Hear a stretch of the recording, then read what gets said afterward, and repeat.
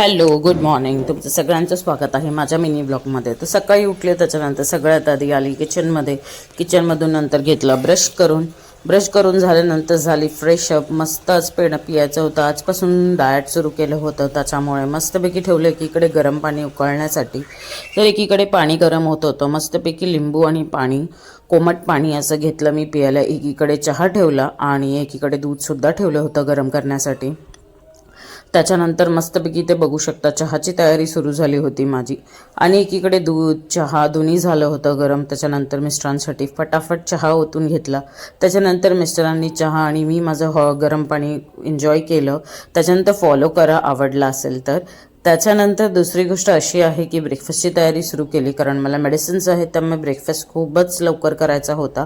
तर उपमा बनवला होता ब्रेकफास्टमध्ये. तर माझा आवडला असेल तुम्हाला हा व्लॉग तर please please please follow my channel and YouTube channel also, and thanks for watching. Bye.